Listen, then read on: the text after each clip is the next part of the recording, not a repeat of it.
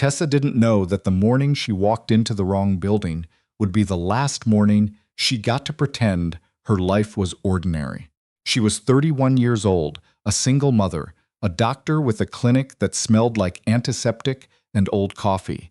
And she had a 7-year-old daughter at home who needed new winter boots, and a mother who was not currently standing in the lobby of a building she'd never been inside, holding a file of patient charts, staring at two men in dark coats who were staring back at her like she'd seen something she shouldn't have. She hadn't. She'd just taken the wrong elevator bay. The parking garage at St. Clair's shared a lobby entrance with the building next door, and the doors looked identical at 6:15 in the morning when you hadn't slept and your coffee had gone cold in the cup holder. "I'm sorry," Tessa said, backing up. "Wrong floor." The taller of the two men stepped forward, not aggressive, just positioned, the way security personnel do when they're deciding whether something is a problem. "Dr. Calloway?" She stopped. "How do you know my name?" He didn't answer. He turned and said something quiet into an earpiece, and Tessa had just enough time to think this is very bad before a door at the end of the corridor opened and a third man appeared. Older, 60s maybe, though he wore it like armor rather than age. Silver hair, close cut, a charcoal suit that cost more than her monthly mortgage. He walked the length of the corridor toward her with the unhurried certainty of a man who had never once in his life been told to wait. "Dr. Calloway," he said. Not a question either. "You have me at a disadvantage," Tessa said, and was proud of how steady her voice came out. "That's usually how I prefer things." He stopped a few feet away. Up close, his eyes were a pale, uncommon gray, and they didn't move from her face. "My name is Kieran Ashford. I understand you treated my nephew last Tuesday, Remy Ashford. Laceration to the forearm, 3 stitches. Tessa exhaled slowly. "I can't discuss patients. I'm not asking you to discuss him. I'm asking you to come upstairs and have a conversation about something adjacent." He tilted his head slightly. "I'd consider it a personal favor. I don't know you." "No, but you will." She should have left. Any reasonable person would have left. She had a daughter at home, a clinic that opened in 40 minutes, a life that ran on routine and necessity, and the very deliberate avoidance of situations exactly like this one. She knew what Kieran Ashford was. Everyone in certain parts of Toronto knew the name. You didn't say it out loud, but you knew it the way you knew which streets not to walk down after midnight. She went upstairs. She told herself later it was because she was tired, because the way he'd said "you will" hadn't sounded like a threat so much as a statement of fact, and because something in her, the part that had spent 6 years making every decision alone and carefully and correctly, was too exhausted to keep choosing correctly for one more morning. The room upstairs was not what she expected. No guns on the table, no men lurking in corners. Just a boardroom, pale morning light coming through floor-to-ceiling windows that overlooked the lake, and a carafe of coffee that smelled like it had been made in the last 10 minutes. Kieran Ashford sat across from her and told her, in the same quiet and absolute tone, that Remy was not just his nephew. Remy was the only remaining member of his family, and Remy had a condition that required ongoing monitoring, and the physician who had been handling that monitoring had become unavailable. "Whatever," Tessa repeated, abruptly. Kieran's expression didn't change. "I need a physician I can trust to be discreet. Remy mentioned your name. I gave him 3 stitches. He said you didn't ask questions." Tessa looked at the coffee she hadn't touched. "What kind of condition?" Kieran told her. "It was a real condition, a cardiac arrhythmia that required specific medication management and quarterly monitoring. Not untreatable, not dramatic. Just the kind of thing that became dangerous if it was ignored, and the kind of thing that required someone with her particular specialization. She said she'd think about it. He said he'd have someone follow up." She drove to the clinic with her hands steady on the wheel and her mind doing something loud and unpleasant behind her eyes, and she did not mention any of it to anyone. 3 days later, there was a folder on her desk. Remy Ashford's full medical history. Every test, every scan, every note from 4 previous physicians. It was thorough and meticulous, and clearly assembled by someone with access to records they shouldn't have had, and tucked inside the front cover was a card with a phone number and 2 words. "Your choice." She called the number. She told herself it was because the medical case was genuinely complex, and she was genuinely curious, and she wanted to help a 24-year-old kid with a poorly managed heart condition. All of that was true. It was also true that she was 31 and tired in the particular way that had nothing to do with sleep. And Kieran Ashford had looked at her across that boardroom table like she was someone worth looking at, and she hadn't felt that in a very long time. The first appointment with Remy was easy. He was young and a little sheepish and had his uncle's gray eyes but none of his stillness. He talked too much, asked her about her daughter, said his uncle had mentioned she had a kid. She asked how his uncle had known that. "He knows everything," Remy said without any particular alarm. "It's a little unnerving until you get used to it." "Does one get used to it?" Remy grinned. "Ask me in a year." She adjusted his medication. She scheduled the follow-up. She drove home and made dinner for her daughter Penny and helped with a worksheet on the water cycle and read 2 chapters of a book about a rabbit who wanted to be an astronaut, and she did not think about Kieran Ashford until Penny was asleep and the house was quiet, and she was standing at the kitchen sink with the tap running and her mind doing it again. He called 2 days after the appointment. To ask about Remy's results, he said. She gave him a professionally appropriate summary. He asked if she'd eaten dinner. She said that was not a relevant follow-up question. He said probably not, and then he asked anyway. "I'm a single mother," she said. "I don't do dinner. I'm asking you to have a meal," he said, "not to rearrange your life. Those might be the same thing." A pause. "I'll make it easy. Somewhere close to your clinic. 45 minutes, if that's all you have. I won't pretend it's anything other than what it is." "What is it?" Another pause. Shorter. "I want to talk to you." She went. She told herself it was because she was curious, because he was a patient's family member, and maintaining the relationship was professionally sensible, because it was just dinner. None of those things were the real reason. The real reason was that she was curious about him in a way that felt more dangerous than she was willing to examine directly. He was, she discovered, nothing like what she'd expected, and exactly like what she'd feared. He was direct without being blunt. He listened to her, actually listened, in the way that people who are used to having power often don't bother to do. He asked about her work with genuine interest. He didn't ask about Penny again after the first polite inquiry, as if he understood that her daughter was not a conversational piece she wanted handled by a stranger. "You're careful," he said at one point. "I have a child. People with children are careful about different things. You're careful about yourself." She didn't know what to say to that. It was accurate in a way that felt uncomfortably seen. "You were with someone," he said. Not a question. "Is this relevant to Remy's cardiac arrhythmia?" "No, then you don't have to answer. I'm telling you what I've observed." He picked up his glass. "He left, or you made him leave, and you've been running your life on high efficiency ever since, because efficiency doesn't hurt and people do." Tessa set her fork down. "You don't know me."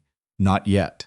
She drove home with her jaw tight and her thoughts churning and a feeling in her chest that she didn't want to name because naming it would make it real. And real was the last thing she could afford. Penny's father had not left. That wasn't quite the story. The story was that he had been there, and then he had been the kind of present that was worse than absent, and then Tessa had made a decision at 27 that terrified her and saved her life. She had built the clinic and the house and the routine from scratch, by herself, for herself, and for the small person who needed her to be competent and calm and always there. She was competent. She was calm. She was always there. She had not let anyone close enough to observe her in 2 years. Kieran Ashford made it 6 weeks before she understood how much trouble she was in. It wasn't dramatic. There was no single moment. It was Remy's follow-up going well and Kieran calling to thank her, and the call lasting an hour. It was him knowing, without being told, that she was having a hard week, and a car appearing outside her clinic one Wednesday evening with coffee and no note.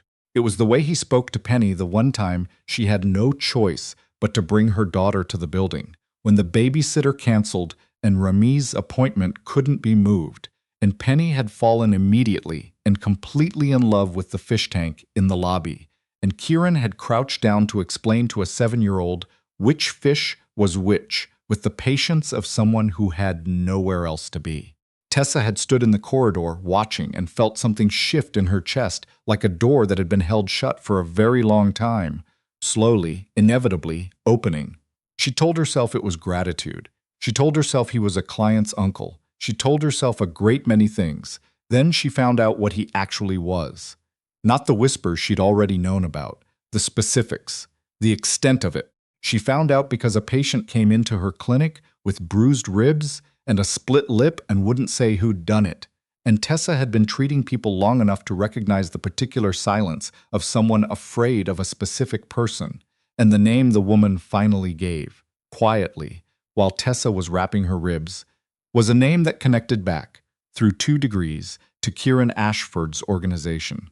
She didn't sleep that night.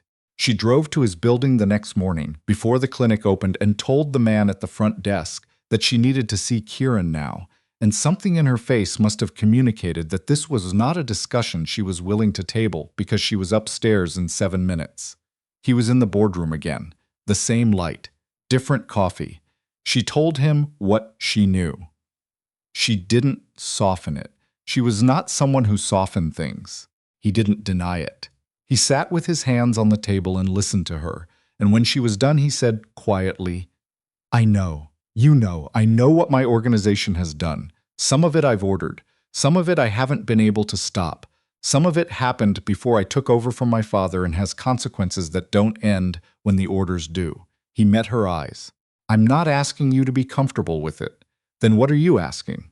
He was quiet for a moment. "I'm not asking you for anything right now. You came here. I think you came here because you wanted to decide something, and you needed to do it in front of me instead of in your own head." Her throat tightened. "That's very presumptuous." "Yes." She stood up. She sat back down. She pressed her palms flat on the table and looked at him across it, and thought about the woman with the bruised ribs and about Penny at home and about the door in her chest that had been slowly opening, and how much easier it would be, how much safer and smarter and more correct, to simply close it. "If I keep working with Remy," she said, "you need to be honest with me. Not about everything. I understand there are things I can't know, but you don't get to let me think you're something you aren't. I haven't tried to. You've let me fill in the gaps with the best version." Another silence. Then, "Yes, I have." He didn't look away. "I'll stop." She was not sure she believed him. She was not sure it mattered. She got up and went back to her clinic and saw 14 patients and picked Penny up from school and made spaghetti for dinner and gave the bath and the book and the goodnight, and then she stood in the dark of her bedroom and understood that she had not walked away. The next 3 months were the most complicated of her adult life. He was honest, the way he'd said he'd be. Honesty, in Kieran Ashford's case, looked like this. He told her when he had to disappear for a few days and didn't explain where. He told her when Remy's safety had been threatened and what he'd done about it, in terms that were clear enough to understand and vague enough to be deniable. He told her once, over the phone at 11 at night when she was already half asleep, that he was trying to move money into legal channels and that it was taking longer than he'd hoped and that there were people who didn't want him to succeed. "Why are you telling me this?" she asked. "Because you asked me to stop letting you fill in the gaps." She lay in the dark with the phone against her ear.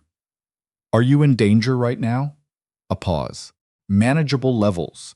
That's not a no." "No," he agreed. "It isn't." She learned his patterns the way she learned a patient's baseline, where the tension sat in his voice when something was wrong, the particular silence that meant he was thinking rather than withholding, the way he laughed, which was rare and short, and always surprised her because it was nothing like the rest of him. She did not tell anyone, not her colleague Bryn, who noticed she was distracted and assumed it was about a case, not her mother, who called every Sunday and asked carefully neutral questions about her social life, not Penny, who was 7 and perceptive and had already asked twice if the man with the fish tank was Mama's friend. "He's a patient's uncle," Tessa said the second time. Penny considered this. "He looks at you like you're important." Tessa had not known what to do with that, so she'd changed the subject. The thing she hadn't prepared for, the thing that undid her more than any of the rest of it, was the afternoon Remy was admitted to emergency with a cardiac event, and she was the attending on call, and she spent 4 hours managing his care. And when it was over and Remy was stable, and she walked out into the corridor, Kieran was there. He'd been there the whole time, she realized. Sitting in a plastic chair in the hallway outside the cardiac unit, in the same expensive suit, completely still, not on his phone, not speaking to anyone, just waiting. She'd seen family members do that. She'd seen it hundreds of times, but something about seeing him do it, seeing him reduced to just a person sitting in a hallway being afraid for someone he loved, broke something open in her chest so completely that she had to stop walking. He stood up when he saw her. She read his face before she said anything, which was the doctor's habit, and what she read was the kind of fear that people spend their whole lives building walls to hide. "He's stable," she said. "He's going to be fine. We're adjusting his protocol." The breath that came out of him was quiet, but it went all the way to the floor. Without deciding to, she stepped forward. He put his arms around her. They stood in the corridor outside the cardiac unit for a long moment, and she thought about all the careful, rational reasons she had compiled for keeping a distance from this man, and found that she couldn't locate a single one of them. She pulled back first, looked up at him. His face was different up close like this, less armored. "Thank you," he said. "I was doing my job. I know." His hands were still on her arms. "That's not what I'm thanking you for." She knew what he meant. She didn't answer it because there wasn't an answer that fit into the corridor outside a hospital cardiac unit, and she was still someone who needed to think before she spoke. But she didn't move away. Remy stayed overnight. Kieran stayed too until visiting hours ended, and then, she suspected, a little past them. She passed the room at 9:30 on her way out and saw the door was still open and the light was still on. She knocked. Kieran looked up from the chair beside the bed. "You should sleep," she said. "Probably." Remy had his eyes closed. Remy opened them. "He's been like this since I was a kid," he told the ceiling. "It's exhausting." "Rude," Kieran said mildly. "You sat in a hospital chair for 4 hours, and I'll do it again." Tessa looked at the two of them. This man who'd built his life on power and control and carefully constructed walls, sitting in a plastic hospital chair because he would not leave his nephew alone in a room, and she thought, this is who he actually is, underneath everything else. This is the thing that doesn't have a price. She drove home and told the babysitter goodnight and went upstairs and sat on the edge of Penny's bed for a minute, watching her daughter sleep, and thought about the years she had spent being careful, being correct, being everything that needed to be done, and nothing that didn't need to be anything. She thought about what he'd said. "You're careful about yourself." She called him at 10:45. He picked up on the second ring. "Is Remy?" "He's fine. I checked before I left." She sat in the dark of her room. "I'm calling because I have something to say, and I think if I wait until morning, I'll talk myself out of it." A pause. "All right. I don't know what this is. I don't know what it can be, given your life and mine. I have a daughter. I have a practice.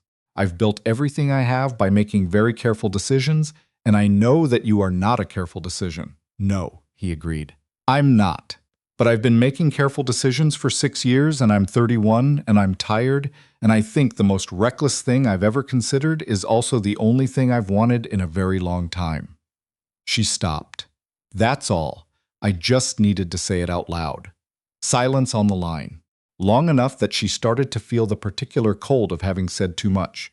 Then, "Tessa, yeah! I will not promise you that my life is safe. I won't promise it's simple or clean, or that there are no risks. I've been trying to change it for 3 years, and it's slower than I'd like and harder than I expected." His voice was low and even. "What I can promise you is that I see you. Not the version of you that you show people who aren't supposed to get too close. You, the tired, honest version at 10:45 at night. That's the one I'm interested in." She pressed her fingers to her eyes. "Penny doesn't need to know anything she doesn't need to know," he continued.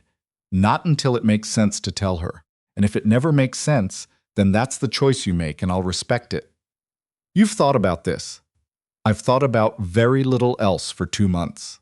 A pause. "That's not something I'm accustomed to." She laughed quietly in the dark. "Good." She did not stop being careful. That wasn't who she was, and it wasn't what her daughter needed. And honesty meant she knew the risks more clearly than she would have liked. There were evenings when his phone rang and the dinner they'd planned disappeared, and she sat with that reality and made herself feel it squarely instead of looking away. There were mornings she dropped Penny at school and drove to the clinic and thought about what she was doing and questioned every part of it.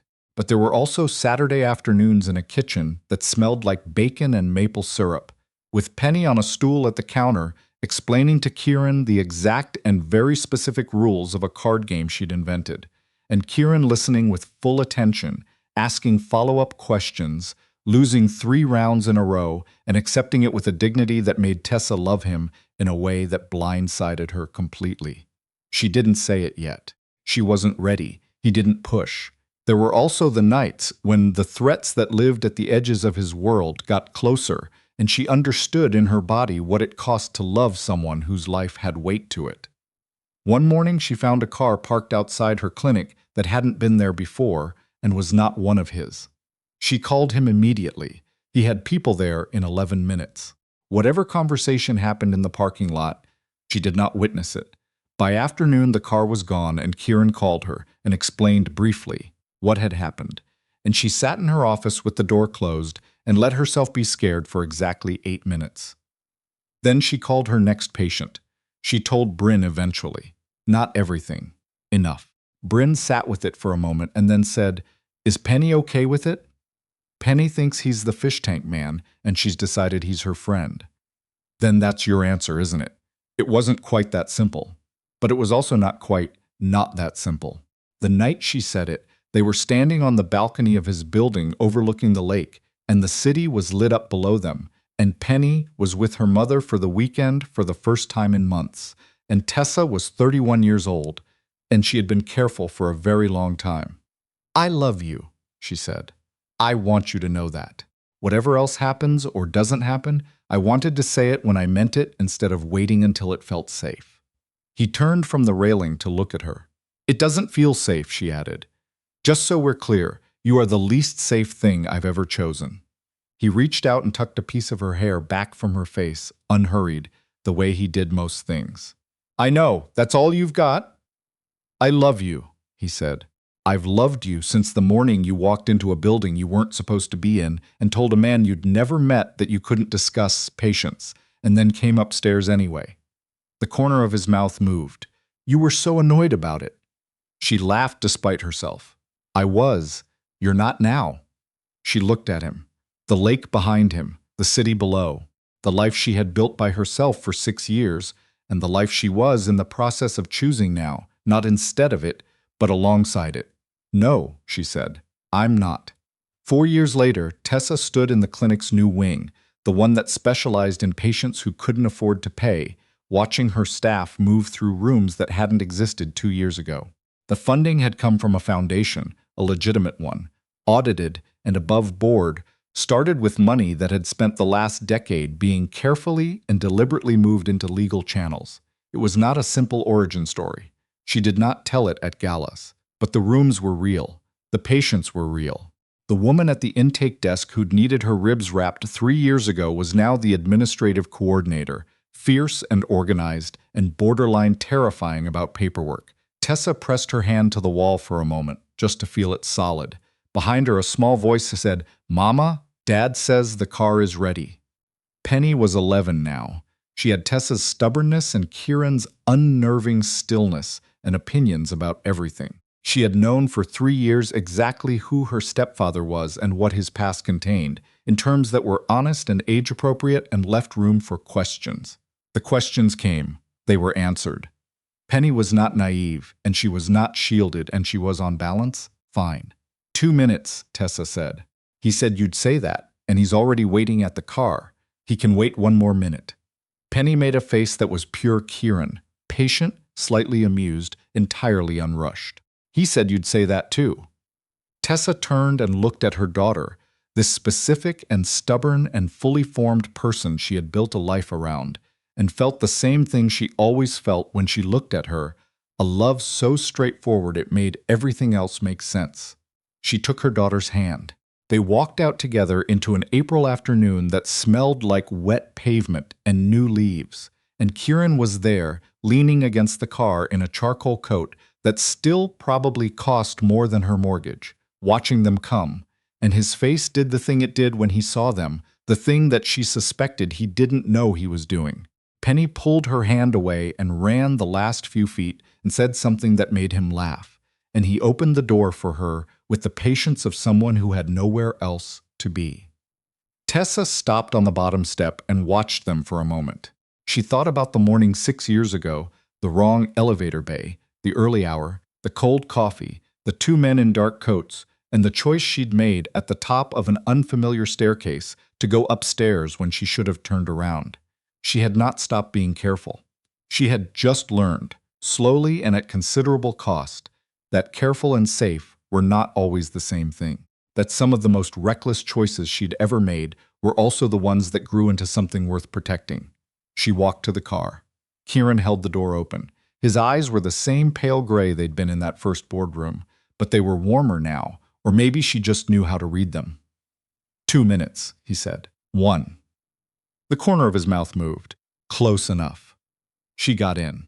The door closed. The city moved past the windows the way it always did, ordinary and layered and full of lives being quietly built and rebuilt by people choosing every day which version of careful they could live with. Tessa watched it go by, her daughter's voice filling the car from the back seat, her husband's hand finding hers in the quiet between words, and let herself feel, without apology or qualification, that she had chosen correctly. Not perfectly. Correctly wasn't the same as perfectly. But it was hers, and it was real, and it was enough.